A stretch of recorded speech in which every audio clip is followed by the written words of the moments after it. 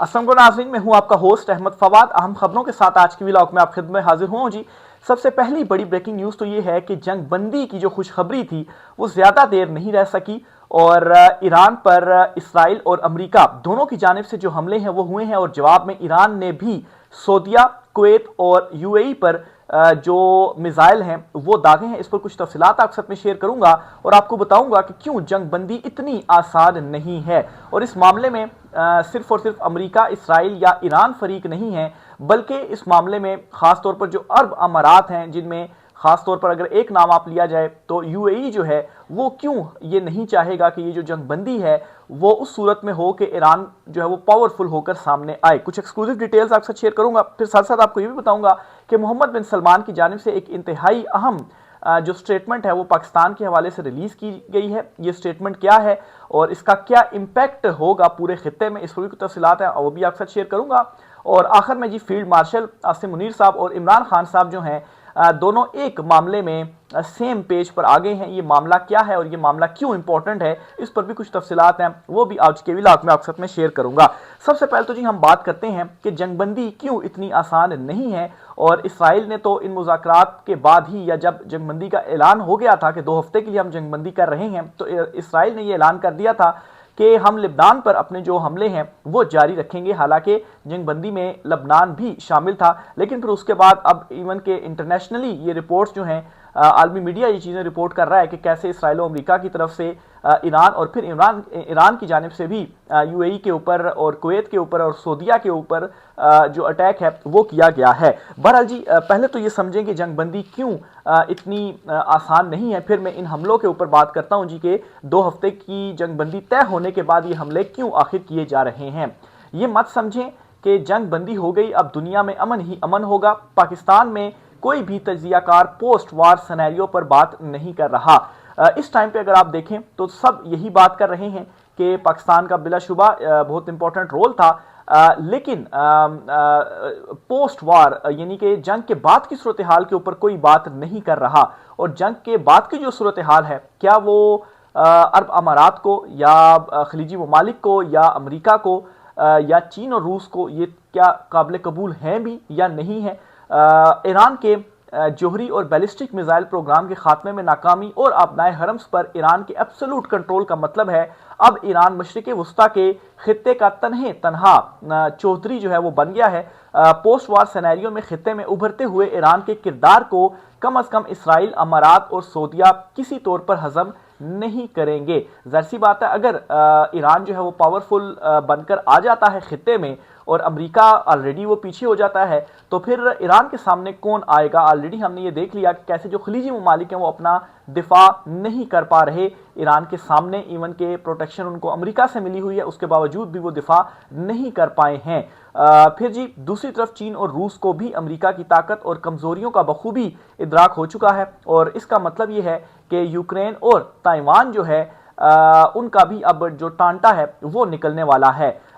Europe की तरफ अगर जाएं तो इस जंग में यूरोप के किरदार को अमेरिका किसी सूरत नजरअंदाज नहीं करेगा और मुबैना तौर पर अमेरिका नेटो से निकलने का ऐलान कर सकता है। दूसरी तरफ यूरोप को भी इस बात का इदराक हो गया है कि अमेरिका बतौर सुपर पावर अपनी ताकत के बलबूते पर तनहा आलमी निज़ाम के तसलसल को यकीनी नहीं बना सकता है। तो वर्ल्ड ऑर्डर्स जो हैं वो चेंज हो रहे हैं, इसलिए ये इतना आसान नहीं है कि जो जंगबंदी है बस जो है वो हो गई है और अब जो मुज़ाकरात हैं वो होंगे और जो डील्स वगैरह हैं वो होंगी। इसमें बिलाशुबा पाकिस्तान का जो रोल है वो बड़ा इंपॉर्टेंट रोल था और बड़ा मुस्बत रोल था और अभी भी पाकिस्तान में मुज़ाकरात के हवाले से ये कहा जा रहा है कि जुम्मे वाले दिन ईरान और अमरीकी जो हुकाम है वो आपस में बैठेंगे और जो नुकात शेयर किए जा रहे हैं उन नुकात के ऊपर ये डिसाइड किया जाएगा कि किन बुनियादों के ऊपर हम जो जंगबंदी है वो करेंगे। लेकिन ये कंफर्म नहीं है कि उन नुकात की मंजूरी हो जाएगी और 2 हफ्ते के बाद जो है वो मुकम्मल तौर पर जंगबंदी होगी। 2 हफ्ते क्या, बल्कि अभी से ही अभी एक दिन ही नहीं गुजरा कि अमेरिका और इसराइल की जानिब से जो हमले हैं वो ईरान के ऊपर किए गए हैं। ईरान का जो प्रेस टीवी है उसकी जानिब से भी कुछ चीज़ें रिपोर्ट की गई हैं। इसके अलावा एक और 2 प्लेटफॉर्म से भी ये चीज़ें रिपोर्ट हो रही हैं और रिपोर्ट ये हुई हैं जी कि ट्रंप की जंगबंदी के दावे के बावजूद अमेरिका और इसराइल के जंगी तैयारों ने ईरान के जजीरा लावान में ऑयल रिफाइनरी पर जो बमबारी है वो की है। इसी तरह से ईरान के जो कुछ सहाफ़ी हैं, ख़ासतौर पर जॉन हसन जो हैं, वो इन दिनों पाकिस्तान में भी काफ़ी ज़्यादा मशहूर हैं, उनकी जानिब से भी ये बताया जा रहा है, ये रिपोर्ट किया जा रहा है जी कि जंगबंदी के बावजूद जो हमले हैं वो किए जा रहे हैं और फिर अब ये ऑयल रिफाइनरी के ऊपर ईरान की हमला करना, फिर ईरान की जानिब से भी इसका जो जवाब है वो दिया गया है और इसके जवाब में ईरान ने मुत्तहिदा अरब अमारात और कुवैत के जो एनर्जी इंफ्रास्ट्रक्चर हैं इनको निशाना बनाया है। इसके अलावा रिपोर्ट्स ये भी हैं कि सऊदी अरेबिया की जो क्रिटिकल ईस्ट वेस्ट पाइपलाइन है वहां पर भी जो हमला है वो हुआ है। तो अगर जंगबंदी के ऐलान के बाद ये कुछ हो रहा है तो अब आप अंदाज़ा लगाएं कि जब पॉइंट्स के ऊपर डिस्कशन की जाएगी कि हाँ ये पॉइंट हमारे माने जाएं, अमेरिका कहेगा ये पॉइंट हमारे माने जाएं, तो अगर किसी एक पॉइंट के ऊपर भी इतफाक नहीं होता तो मेरे ख्याल से शायद जो जंगबंदी है ये 2 हफ्ते भी ना रह पाए। बहरहाल hope for the best, hope तो यही की जा रही है, प्रे भी ये किया जा रहा है कि जंग ख़त्म हो, किसी के हक में नहीं है, खिते के हक में नहीं है, लेकिन जिस तरह से एक नए ब्लॉक्स जो हैं वो बन रही हैं, ये जो एक नया मंजरनामा इस वक्त नज़र आ रहा है, ख़ास तौर पर अमेरिका को जो शिकस्त हुई है और अमेरिका का ये एक जो भरम था कि वो सुपर पावर है वो भरम अब टूट गया है। तो इसके बाद रूस और चीन भी नजरें गाड़े हुए हैं और ईरान भी डटा हुआ है और जो अमारात हैं उनके भी अपने ही प्लान्स हैं। तो ये कुछ इंपॉर्टेंट रीजंस हैं जिस पर मैं ये समझ रहा हूँ कि ये जो जंगबंदी है ये इतनी आसान नहीं है और जो ये खुशी थी जंगबंदी की वो महज चंद ही लम्हों की थी और उसके बाद दोबारा से ये जो चीज़ें हैं वो शुरू हो गई हैं। हाँ, एक चीज़ हम यहाँ पर ये कह सकते हैं कि जो एक बड़े हमले का कहा था ईरान ने, अमेरिका ने, जिसमें जी ये इस बात का भी खदशा जो है वो जाहिर किया जा रहा था कि शायद अमेरिका कोई एटमी जो हथियार हैं वो ईरान पर इस्तेमाल ना करे और उससे ना सिर्फ ईरान में बड़ी तबाही आएगी बल्कि जो खलीजी ममालिक हैं वहाँ पर भी जो निज़ाम ज़िंदगी है वो इस हद तक मुतासिर हो जाएगा कि वो ममालिक खाली जो है वो करने पड़ेंगे। तो वो एक बड़ा जो हमला था वो आप कह सकते हैं कि इस सीज़ फायर के बाद, इस जंगबंदी के बाद वो ख़त्म हो गया है। हाँ, अब मुज़ाकरात भी चल रहे हैं लेकिन ये जो हमले हैं छोटे इसराइल अमेरिका के ईरान पर और ईरान की जानिब से जो जवाब दिया जा रहा है ऑयल रिफाइनरीज के ऊपर जो हमले हो रहे हैं ये हमले अभी भी जारी हैं। फिर जी अगली खबर जो आपके साथ शेयर करनी है वो मोहम्मद बिन सलमान है, उनकी जानिब से एक इंपॉर्टेंट जो स्टेटमेंट है वो दी गई है। अच्छा, उससे पहले मैं आपको बताता चलूं कि ईरान की जानिब से जब ये जंगबंदी का कहा गया तो उन्होंने पहले ही ये बता दिया था कि उन्हें अपने जो मुखालिफ हैं उनके ऊपर एतमाद तो नहीं है, लेकिन उसके बावजूद जंगबंदी हो रही है तो वो इसके ऊपर एग्री करते हैं। बहरहाल उन्होंने अपना जो हाथ है वो ट्रिगर पर रखा हुआ है। वो उन्होंने क्या स्टेटमेंट दी थी आपके सामने मैं रखता हूँ जी। ये कहा गया कि सुप्रीम लीडर मुश्तबा खामनाई के अहकामात पर हम अमल कर रहे हैं, ताहम हमारी जो उंगली है वो अभी भी ट्रिगर पर है। बयान में मजीद ये कहा गया कि दुश्मन हमेशा फरेबकार रहा है और इसके वादों पर कोई भरोसा नहीं। अमेरिका और इसराइल की जानिब से किसी भी जारहियत का ज़्यादा शिद्दत से जवाब दिया जाएगा। तो ईरान ने यह भी क्लियर किया है कि ठीक है, मुज़ाकरात या जंगबंदी के हवाले से तो हम आगे चीज़ें चला रहे हैं, लेकिन हमें आपके ऊपर एतमाद नहीं है। आपने पहले भी धोखे दिए, पहले भी वादों को तोड़ा और अगर इस मरतबा ऐसा होता है तो मज़ीद ज़्यादा शिद्दत के साथ आपको जो जवाब है वो दिया जाएगा। और फिर वो हमने देख भी लिया कि जो जवाब है वो दिया भी गया। दूसरी तरफ मोहम्मद बिन सलमान जो हैं वो उन्होंने आज एक बड़ी इंपॉर्टेंट स्टेटमेंट जो है वो जारी की है और ये स्टेटमेंट पाकिस्तान के हवाले से जारी की है। इस स्टेटमेंट में जी ये कहा गया है कि पाकिस्तान की जो कामयाब सिफारतकारी है और सालसी के नतीजे में ईरान और अमेरिका के दरमियान होने वाली जो आर्जी जंगबंदी है इसका सऊदी वली अहद जो है वो खैर मकदम करते हैं। रिपोर्ट के मुताबिक सऊदी वली अहद ने वज़ीर-ए-आज़म शहबाज शरीफ से टेलीफोनिक राब्ते में खिते में कशीदगी कम करने के लिए पाकिस्तान की अमन की जो कोशिशें हैं उनको सराहा है। तो ये मोहम्मद बिन सलमान जो है उनकी जानिब से सऊदीया की जानिब से जो एक स्टेटमेंट है वो जारी की गई है। बहरहाल यहाँ पर मैं इसहाक डार की एक स्टेटमेंट का जिक्र आपके सामने रखूंगा। इसहाक डार ने जब जंगबंदी के हवाले से मुज़ाकरात चल रहे थे तब ही एक जो स्टेटमेंट थी वो जारी कर दी थी और इस स्टेटमेंट में इसहाक डार ने यह कहा था कि हम मुज़ाकरात के बहुत करीब पहुंच जाते हैं लेकिन इसराइल की जानिब से इन मुज़ाकरात को जो है वो सबूताश कर दिया जाता है। ये एक इंपॉर्टेंट स्टेटमेंट थी मुज़ाकरात जब अभी चल रहे थे जंगबंदी के हवाले से।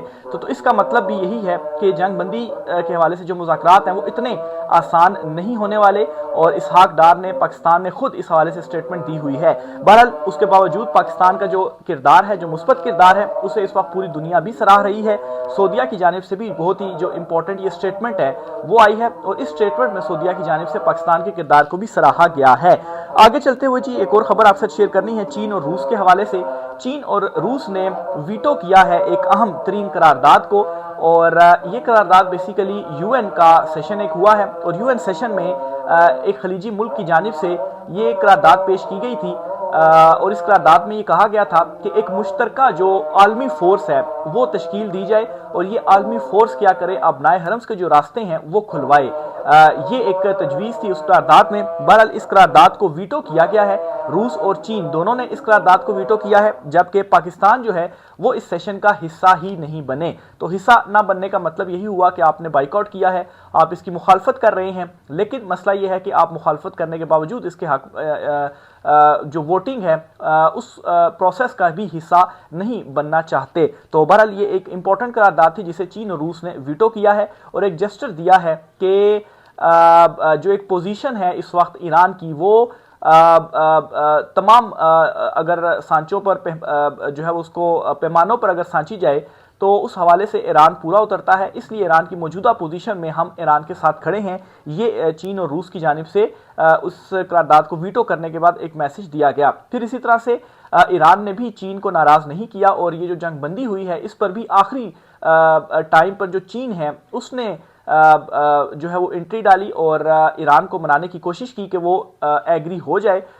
इस वजह से भी ईरान जो है वो एग्री हो गया कि वो चीन को भी नाराज नहीं करना चाहता था। बहरहाल साथ उन्होंने ये स्टेटमेंट भी दी है कि उन्हें जो अपना दुश्मन है उसके ऊपर भी एतमाद नहीं है। आगे चलते हुए जी आपके साथ शेयर करनी है खबर इमरान खान साहब और फील्ड मार्शल साहब जो हैं इनके हवाले से। अच्छा, इस पर जी मैं आपको बताता चलूं कि पाकिस्तान तहरीक इंसाफ की जानिब से एहतजाज का ऐलान किया गया था कल 9 अप्रैल को, और आज की सूरत हाल ये है कि बड़ी तादाद में जो ट्रक्स हैं या कंटेनर्स हैं उनको रोका जा रहा है, और सोशल मीडिया पर बाकायदा इस हवाले से जो फुटेजेस हैं वो भी मौजूद हैं, और उन्हें रोक कर रोकने की जो वजूहात हैं वो ये हैं कि जो रास्ते हैं वो बंद किए जाएं, और अगर पाकिस्तान तहरीक इंसाफ कोई एहतजाज लेकर आती है तो उन्हें शहर में इंटर ना होने दिया जाए। फिर सिर्फ इतना ही नहीं बल्कि रावलपिंडी इस्लामाबाद में दफ़ा 144 जो है वो भी नाफिज कर दी गई है। रावलपिंडी इंतजामिया की जानिब से जलसे की या किसी भी किस्म की एक्टिविटी की, एहतजाज की जो इजाज़त है वो भी नहीं दी गई। इस हवाले से पाकिस्तान तहरीक इंसाफ ने जो दरख्वास्त है वो दे रखी थी, लेकिन इस दरख्वास्त को मुस्तरद किया गया। दूसरी तरफ सुहेल आफरीदी साहब ये कहते हैं कि अगर हमें रास्ते में रोका गया तो जिस जगह पर हमें रोका जाएगा उसी जगह पर ही हम अपना जो एहतजाज है या जो जलसा है वो कर लेंगे। तो इसका मतलब भी यही है कि कल जो एक एहतजाज या पाकिस्तान तहरीक इंसाफ जलसा करने जा रही है जो उन्होंने ऐलान किया हुआ है वो उसमें कोई अमली कोई इकदामात नहीं होंगे। बस जो एक प्रेशर बनता जा रहा था इस मौजूदा क़यादत के ऊपर, उस प्रेशर को कम करने के लिए सुहेल आफरीदी साहब ने ये कर दिया जी कि चले जलसे का हम ऐलान कर देते हैं, लेकिन अगर हमें कोई रोकता है तो हम उसी जगह पर जो जलसा है वो कर लेंगे और उसके बाद फिर वापस सारे घरों को लौट जाएंगे। तो इमरान खान साहब की जो रिहाई है वो इस तरह से बिल्कुल भी नहीं होने वाली है। अदालतों में जो मुकदमात हैं वो लग नहीं रहे। इमरान खान साहब का परसों केस लगा हुआ था, लेकिन उसके बावजूद इमरान खान साहब को जो केस है वो सुना नहीं गया, और कहा गया कि चीफ जस्टिस साहब जो हैं वो कहीं और मसरूफ़ हैं, इसलिए वो इंसाफ नहीं दे सकते, सुना नहीं जा रहे हैं इमरान खान साहब के केसेस। तो इमरान खान साहब की रिहाई का इस टाइम पर एक ही रास्ता है, और वो ये है कि आप पुरअमन जो तहरीक है पुरअमन एहतजाज चलाएं, और लाखों की तादाद में जो लोग हैं जो अवाम है वो बाहर निकलें। बाकी जो मौजूदा इस वक्त लीडरशिप है पाकिस्तान तहरीक इंसाफ की, इसके अलावा सुहेल आफरीदी से कुछ उम्मीदें थी, और महमूद अचकज़ई या अल्लामा राजा नासिर अब्बास दोनों अपोजिशन लीडर बनने के बाद बिल्कुल ही आप यूँ समझें कि वो बदल चुके हैं। जिस वजह से उन्हें अपोजिशन लीडर बनाया गया था उस वजह को छोड़कर अब महमूद अचकज़ई जो है वो भी कौमी हुकूमत की बात कर रहे हैं। अब ये जो कौमी हुकूमत का बयानिया है ये भी ताकतवर हलकों की जानिब से ही सामने आया है, और वो ये चाहते हैं कि कौमी हुकूमत बन जाए जिसमें पाकिस्तान तहरीक इंसाफ भी शामिल हो। तो महमूद अचकज़ई के जो सारा जोर है वो इसी चीज़ पर है। अब अगर कौमी हुकूमत बनती है तो इससे इमरान खान साहब की रिहाई का क्या ताल्लुक, इमरान खान साहब इससे कैसे रिहा होंगे। इवन कि इमरान खान साहब की जो मुलाकात है उस पर भी पाबंदी है। बहनों को भी कल अरेस्ट किया गया, बहनों को भी नहीं मिलने दिया जा रहा। मेरे ख्याल से ये कोई तीसरा चौथा महीना है कि इमरान खान साहब की जो मुलाकातें हैं वो बंद हैं, उन्हें कैद तन्हाई में रखा गया है, बाहर से किसी को भी इमरान खान साहब से नहीं मिलने दिया जा रहा। और महमूद अचकज़ई साहब जो हैं वो इस हवाले से भी आवाज़ नहीं उठा पा रहे। जब वो अपोजिशन लीडर नहीं थे तो तब वो अडयाला जेल के बाहर भी जाते थे, लेकिन जैसे ही वो अपोजिशन लीडर बन गए और इनके अल्लामा राजा नासिर अब्बास जो हैं फिर उसके बाद वो बिल्कुल ही मंजर आम से गायब है। बाकी अगर पाकिस्तान तहरीक इंसाफ की क़यादत की बात की जाए तो तो वो तो वैसे ही अदली आप उनको कह सकते हैं, उनसे कोई भी एक्सपेक्टेशन की ज़रूरत नहीं है। सुहेल आफरीदी से कुछ एक्सपेक्टेशंस थी कि वो कोई तहरीक चलाएंगे या रिहाई, जो एक फोर्स के हवाले से कहा जा रहा था कि रजिस्ट्रेशन की जाएगी और इमरान खान साहब की रिहाई के लिए ये जो हम एक तहरीक चलाएंगे, वो मामला कहाँ पर है?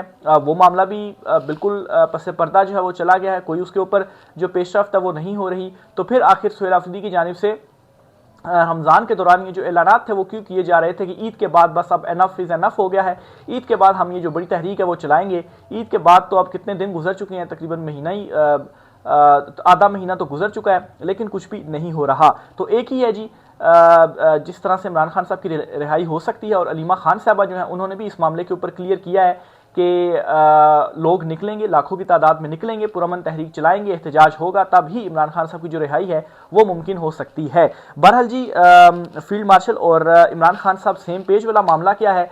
इमरान खान साहब का एक मौक़िफ़ था, एक नज़रिया था, और इमरान खान साहब का ये कहना था जी कि हम किसी भी पराई जंग में नहीं जाएंगे और किसी भी दूसरे फड्डे में हमने नहीं पड़ना, और जंगों को इमरान खान साहब ख़त्म करना चाहते थे। और इवन के जब मोहम्मद बिन सलमान से उनकी मुलाकात हुई थी तो तब भी ये डिस्कशन हुई थी कि ईरान के हवाले से, तो इमरान खान साहब ने ये कहा था कि ईरान के ऊपर आपने अटैक नहीं करना। इमरान खान साहब ने कन्विंस जो है वो किया था और मोहम्मद बिन सलमान इस हवाले से कन्विंस भी हो गए थे। तो इसका मतलब ये कि जंगों को रुकवाया गया। तो मेरे ख्याल से फील्ड मार्शल साहब जो हैं इस टाइम वो भी यही रोल प्ले कर रहे हैं। और इस जंग के दौरान अमेरिका, इसराइल और ईरान जंग के दौरान पाकिस्तान का जो रोल था वो जंगबंदी के हवाले से बहुत मौसर और बहुत इंपॉर्टेंट रोल था। बहुत सारी बातें भी की जा रही हैं कि ख़ास तौर पर जो शहबाज शरीफ की जानिब से ट्वीट किया गया कि वो ट्वीट कहीं और से आया था और जस्ट आपको यूज़ किया गया ट्रंप की जानिब से, उसने आपको यूज़ किया और उसे फेस सेविंग चाहिए थी और वो फेस सेविंग आपने प्रोवाइड की। बहरहाल मैं ये समझता हूँ कि अगर चले इस चीज़ को भी मान लिया जाता है, ट्वीट इधर से आई उधर से आई या फेस सेविंग के तौर पर इस्तेमाल किया, जो भी हुआ, कम से कम जो जंगबंदी है एटलीस्ट वो तो हुई। और जो फेस सेविंग ही सही चले, जंग जो एक बड़ा हमला करने जा रहा था ट्रंप ईरान के ऊपर, वो तो रोका गया। तो मेरे ख्याल से जहां पर मुस्बत जो रोल है वो बनता है तो उसको अप्रिशिएट जरूर करना चाहिए। तो यही बात इमरान खान साहब जो हैं वो करते रहे हैं।